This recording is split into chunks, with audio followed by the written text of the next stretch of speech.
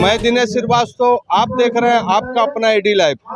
लोकसभा चुनाव 2024 रांची लोकसभा क्षेत्र और लोकसभा क्रमांक 8 और यहाँ पर वर्तमान सांसद संजय सेठ इंडिया अलायंस के तरफ से, वर्तमान में भारतीय जनता पार्टी के तरफ से उन्होंने यहाँ पर चुनाव लड़ रहा है। और दूसरी तरफ पूर्व केंद्रीय मंत्री सुबोध कांत सहाय की सुपुत्री यशस्वी सहाय जो इंडिया अलायंस के तरफ से कांग्रेस के प्रत्याशी है। और कुछ ही समय में यहाँ पर सभा स्थल में मुख्यमंत्री चंपाई सोरेन और तमाम जो झारखंड मुक्ति मोर्चा के साथ साथ उनके जो गठबंधन के वरिष्ठ नेता वह भी आएंगे।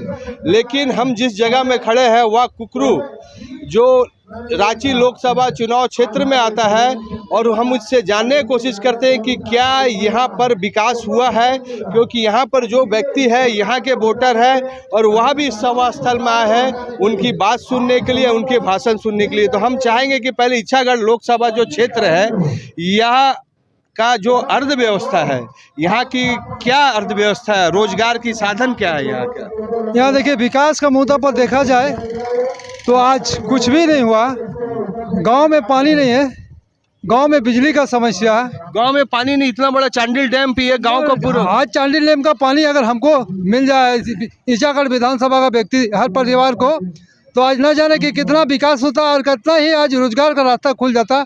इसलिए पानी ही बड़ा समस्या है। आज इच्छागढ़ विधानसभा हमारे सामने है, एक डैम है और हमारा इतना बड़ा गांव है, कई गांव जुड़े हुए हैं, लेकिन उस गांव को आज तक हमको पानी का प्यासा रह गया। एक चिराग तले अंधेरा जैसे हमको लगता है कि पानी तो नज़दीक है लेकिन हम प्यासा है। तो किसको बोले नहीं है सरकार। हम चाहते कि सरकार को भी चाहते हैं इस मुद्दा को लेकर कि सरकार, हमारा झारखंड सरकार जो मंत्री चंपाई सोरेन जी को बोलना चाहते हैं और हमारे माननीय विधायक सविता महतो जी को बोलना चाहते हैं कि हमारा पानी आज चांडिल डैम का ऊपर लाया जाए, जो आज चुनचुड़िया के ऊपर जो एक बना टंकी, उसी तरह टंकी बना जाए। देखा जाता है कि बरसात में पूरा गांव डूब जाता है, उस समय कोई देखने वाले नहीं है। क्या ऐसा बरसात में तो जो भी आज बरसात में जो डूबती है वो डूबती रह जाती है, और वो बरसात के समय वो गाँव छोड़ के इधर आने का कोशिश, ऊपर आने का कोशिश करता है, और किसी तरह जब बरसात खत्म हो जाती है गुजार बसर करके फिर रिटर्न चल जाते है उस जगह पर। तो बहुत गंभीर समस्या है। तो पानी तो नहीं है, लेकिन बरसात का समय ऐसे समस्या हो जाता है कि जो डैम का किनारे बसा है वो लोग वहाँ से भागना पड़ता है। अच्छा, एक चीज़ बताइए, यहाँ के जो वर्तमान सांसद जो एनडीए के प्रत्याशी है, बीजेपी के प्रत्याशी, क्या उन्होंने इस विषय में कभी भी कोई उन्होंने अपने संसद में, अपने क्षेत्र में गांव वाले से किसी विषय में बात किया, विचार किया? संजय सेठ कैसा है चेहरा तो देखा नहीं, पेपर पत्रिका में हम देखते हैं। पता नहीं राजस्थान का कि बिहार का कि यूपी का संसद है, वो झारखंड का मट्टी के बारे में क्या जानेगा। देखिए, झारखंड का मट्टी के बारे में कितना तकलीफ होता है। आप लोग क्या करते हैं? आप कुछ नहीं, कुछ जीविका कैसे चलता है? खेती बाड़ी का। तो सिंचाई उचाई का सुविधा है? नहीं है। कैसे आप लोग क्या करते हैं? कुछ मेडिकल का अगर कुछ प्रॉब्लम होता तो कैसे करते, कहाँ जाते इलाज करने के लिए? ये क्या बोलता है, टाटा MGM। देखिए, यहाँ के लोग के पास अभी भी स्वास्थ्य की सुविधा नहीं है, और सबसे बड़ी चीज़ की चांडिल डैम जिसकी पानी झारखंड, बिहार, उड़ीसा, बंगाल को जाता है, लेकिन यहाँ के ग्रामीण को पानी नहीं जाता है। यहाँ वर्तमान की समस्या है। और मंच में कुछ ही देर के बाद चंपाई सोरेन जी आने वाले हैं, और जो यशस्वी सहाय जी है वह भी आएंगे, सुबोध कांत सहाय भी जी आएंगे। आइए आपको मंच में लेके जाते हैं और जानने का कोशिश करते हैं कि यहाँ उन्होंने मंच में क्या भाषण दिया, और जानने का कोशिश करते हैं कि क्या इस बार की लोकसभा चुनाव में यहाँ की पानी की समस्या का निदान होगा या नहीं, या तो समय बताएगा। लेकिन यहाँ पर कांटे की टक्कर होने वाला है।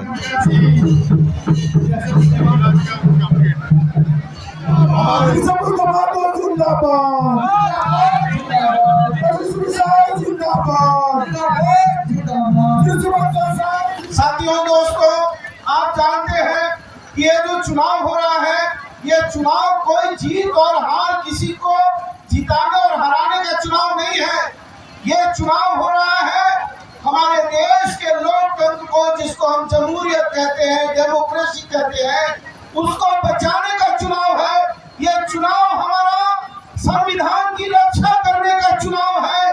ये चुनाव आप आपस के प्रेम विश्वास का चुनाव है, आपस के अखलाक मोहब्बत का चुनाव है। एक तरफ वो लोग खड़े हैं जो चाहते हैं हिंदू को मुसलमान से लड़ा दो, मुसलमान को सिख से लड़ा दो, सिख को ईसाई से लड़ा दो, ईसाई को जैनी से लड़ा दो, जैनी को बौद्धिस्ट से लड़ा दो, बौद्धिस्ट को बनिया आगड़ा पिछड़ा कर दो। दूसरी तरफ हम लोग खड़े हैं जो चाहते हैं अमन हो, आइन हो, अखलाक हो, मोहब्बत हो, प्रेम हो, विश्वास हो, संविधान हो, लोकतंत्र हो, एक दूसरे का मोहब्बत का पैगाम हो। वो लोग हैं जो मोहब्बत करते हैं और जो राष्ट्रपिता महात्मा गांधी को मानने वाले लोग हैं। राष्ट्रपिता महात्मा गांधी क्या कहते थे? कहते थे कि राम राज लाना है, और वो राम राज कैसा लाना है? जिसमें हिंदू, मुसलमान, सिख, ईसाई, जैनी, बौद्धिस्ट, बनिया, अगड़ा, पिछड़ा सब लोग मिलकर रहे। वो कहते थे रघुपति राघव राजा राम, पति तपावन सीताराम, ईश्वर अल्लाह तेरो नाम, सबको सन्मति दे भगवान। प्रचार किए हुए सवाली साथियों, किसान भाइयों, नौजवान दोस्तों, हमारी माताएं बहनें, सही में आज का बन्ना गुप्ता जी को खास तौर पे मुख्यमंत्री जी ने कहा कि उनकी थोड़ी तबीयत तो दवा लेके बेचारे सोना पड़ा उनको। निश्चित तौर पे ये लड़ाई शिबू सोरेन गुरु जी हमारे और हेमंत सोरेन जी के अभाव में एक तरफ झांसी की रानी की तरह कल्पना सोरेन जी लड़ रही है, तो दूसरी तरफ एकदम शिवाजी की तरह चंपई सोरेन जी लड़ रहे हैं। पूरे झारखंड में 14 सीट पे ये संघर्ष चालू है। मैं कहना चाहता हूं साथियों कि बन्ना जी के बगल के जमशेदपुर के ऐसे नेता है जो मजदूरों की लड़ाई, जो हमारे गरीब तबके की लड़ाई लड़ने वाले साथी है। आज आपके बीच में सुबोध भैया उम्मीदवार बन के नहीं आया है। आपने जब भी हमको जिताया, ईटागढ़ विधानसभा हरदम हमें बहुत मार्जिन दे करके जिताया और हम देश के मंत्री, आपने देश में गृह मंत्री बनाया, आज जो ये होम मिनिस्टर है, ये तो कड़ी पार है। आपका भैया जब बना होम मिनिस्टर तो देश में बड़ी समस्या थी, लेकिन आज तक किसी को उंगली नहीं उठाने दिया और देश में साफ किया हमने। आज जब दोबारा जिताया तब भी डॉक्टर मनमोहन सिंह के कैबिनेट में मिनिस्टर बना, दोबारा जिताया तब भी बना, और यहाँ के लेकर के विस्थापितों से लेकर के यहाँ के चाहे रोड हो, चाहे पुल हो, चाहे जो भी सवाल है, आकर के हम देश का काम कराए। आपको याद है 72,000 करोड़ रुपया हमने किसानों का माफ कराया था, और जब आपके खेत और खलिहान से उठाया जा रहा था, वो हमारी सरकार थी, वो सोनिया गांधी की सरकार थी, वो शिबू सोरेन की सरकार थी। शिबू सोरेन भी हमारे साथ मंत्री थे उसी सरकार में। 10 साल हो गए।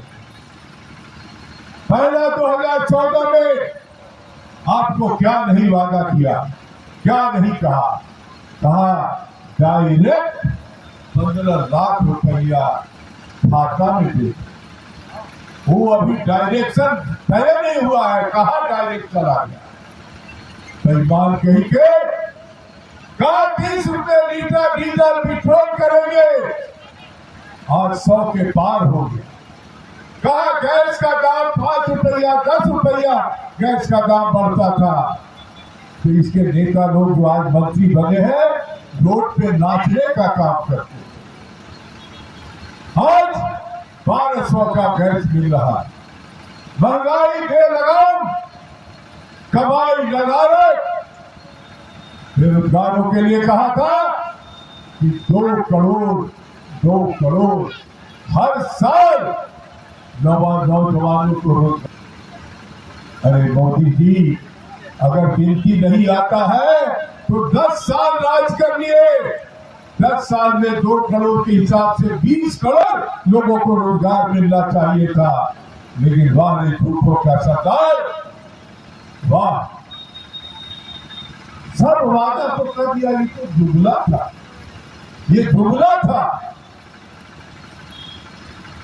बहुत प्रधानमंत्री के साथ काम किया है साथी, लेकिन ऐसा प्रधानमंत्री हम लोग गांव घर में कोई वादा करते हैं, ये हमारी सत्ता की वादा करती होगी तो वहां दोबारा जाने में सोचना पड़ता होगा कि भाई गांव में बोल के आए हैं, अगर काम नहीं होगा तो गांव वाले पूछेंगे कि कब पूछेंगे कि नहीं।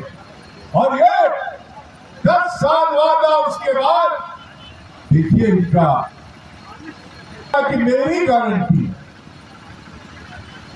जिसके वादे जुमले हो गए वो उसका जुमला का जो पूरी जीवन में मदारी बंद करने का काम किया, उसके गारंटी का क्या मतलब, क्या वैल्यू। आज किसान परेशान, गांव घर के माताएं बहन परेशान। मैं इतना ही कहना चाहता हूं कि आपको एक तो झारखंड सरकार के मंत्री हैं,